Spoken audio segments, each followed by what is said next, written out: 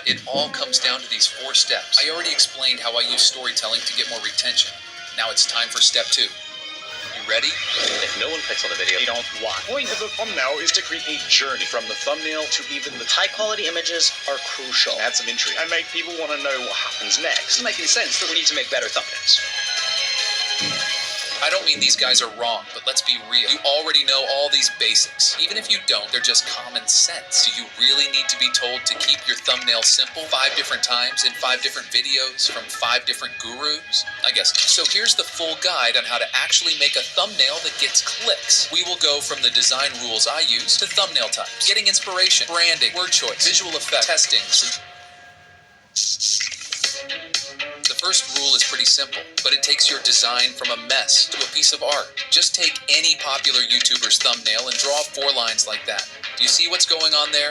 Almost all of them, even my thumbnails, follow these lines at the core. Well, you might know the rule of thirds from photography, which basically says put the objects over these lines to get a nice shot. That's why almost every channel has a thumbnail like this, because it works. So just add those lines to guide you throughout the entire design. Trust me, it's a game changer. We'll come back to the layout, but before that, we need to choose a color. You probably heard people talking about the color wheel. The idea is to get enough contrast in your thumbnail. You should choose 2 opposite colors from this circle. And if you dive deeper, you would see there are more techniques that's used to get fancy combinations. But here's the plot. I don't use them. There's a much easier way to find a color for your thumbnail and for your entire channel. So, here's what I do. Take any color you like as your main color. I chose yellow for mine. Then add 3 more. 1 black, 1 white, and 1 in the middle. You can slightly tweak these to match your main color, but I like to keep it simple. And finally, add another color to highlight things. There we go, a color palette. That's actually useful. Even though my sister says it looks like a Minecraft house made from diamond and gold, I like it. You can use it in your editing too, but that's for another video. Now you might ask, wouldn't that be too repetitive if I use the same colors in all my thumbnails? That's right. The solution is simple. Just change the highlight color. That way you can keep the fresh vibes while still being recognizable by your viewers. It's simple. Just pick a basic font that isn't overused, and you're good to go. For those who are asking, the font I use is called Eastman, and it looks pretty good. Alright, we talked about the rule of thirds and how to make a good layout. It's nice, but you can't just invent something new in this square for every single video, right? Well, you don't have to. If you paid attention while browsing on the homepage, you may already have catched some thumbnail types that most YouTubers are using. Shout out to this legend for breaking them down into 21 categories. But here's the best 10 that will work for 99% of the time. YouTubers like Airrack and Mr. Beast use that style all the time. But even if you're not an entertainment channel, you can still use this type of thumbnail. Take a look at this. Hey, what's he doing? Dude, put that chicken down. Oh, this is how airplane engines are tested. They test it with chickens. See, that's the target emotion of these thumbnails. Just shock the viewer while scrolling on the homepage and make them click. It's easier to say, but think about what you have in your video that would shock the viewers. Of course, big things always get more attention. Don't take this out of context. People are curious to know what a $50 million house looks like, or how this dude earns $900 just by listening to music, until they realize he doesn't. Among all those over-edited and screaming thumbnails, another way to stand out is keeping it really simple. Just an interesting chat from Discord, a chair, a red button, or this thing. Whatever this is may get more attention. It's usually just a screenshot from the video, and a simple question that makes you curious to know what's going on. Channels like Dr. Insanity or Zach are doing it so good that it makes it impossible to skip. If you're a small channel in a popular niche, social hacking is probably the best way to gain the first traction. Basically, take the face of a famous person in your niche and slap it into your thumbnail. Oh, the video must be about that person though. Otherwise, it's called clickbait. All the videos you see with Mr. Beast's face are using this strategy, and it works pretty well. Even Dream used it in his first videos. So don't underestimate the power of a popular face. Alright, let's speed things up. This is the style you see all over YouTube, just the creator next to something bigger. Yeah, the one I use in this channel. Basically an interesting text at the top to give more context about the video. It can be anything to compare to, before and after, something cheap versus expensive, iPhone versus Android, Finn versus AI, you got the point. Blurring the main character or the final result, so people have to click to find out.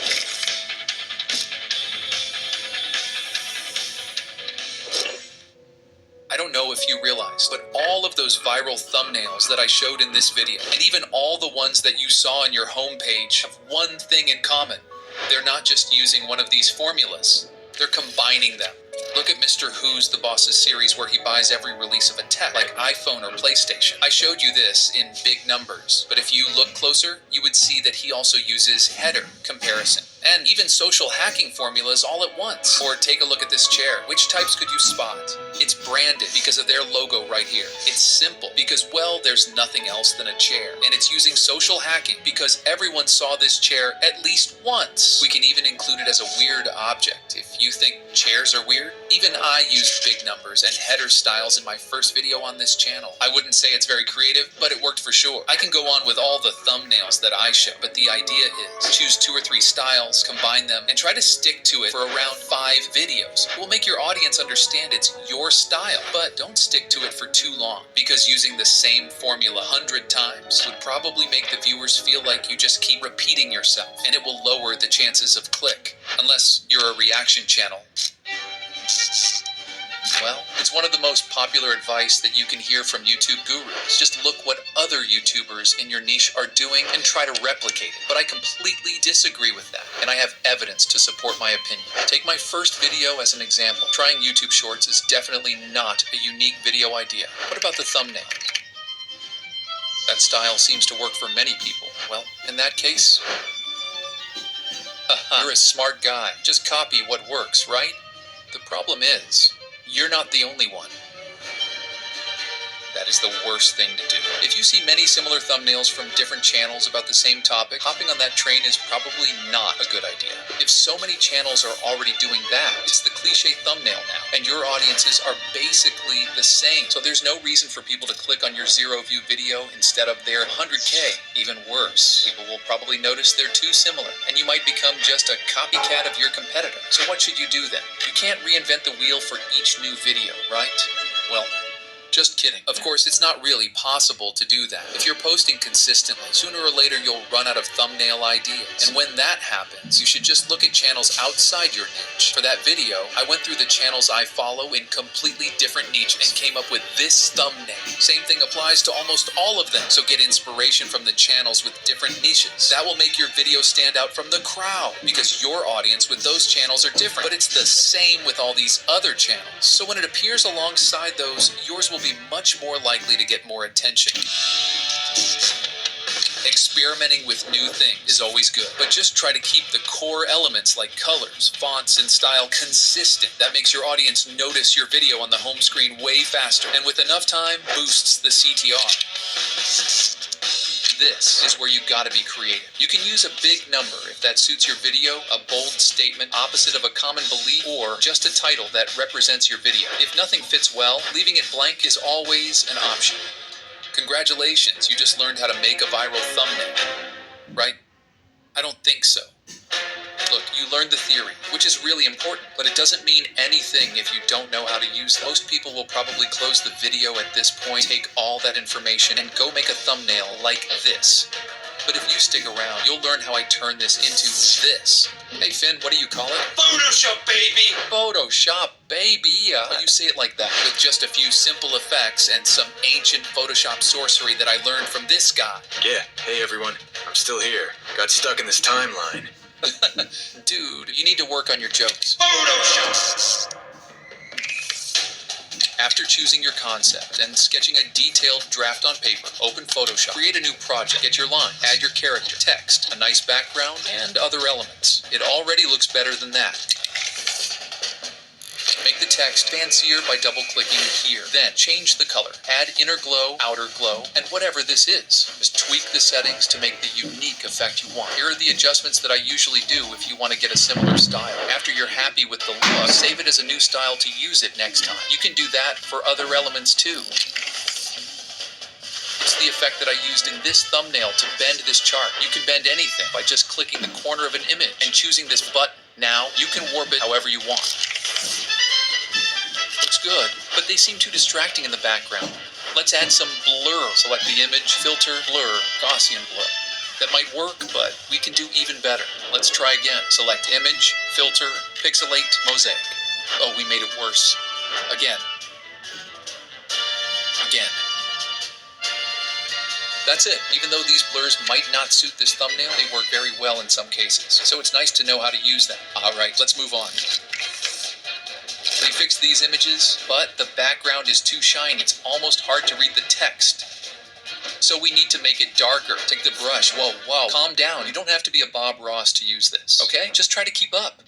Make your brush big and soft. Reduce the flow to something like 5% and increase smoothing. Now open a new layer on top of your background and start painting behind text, character, and things like that.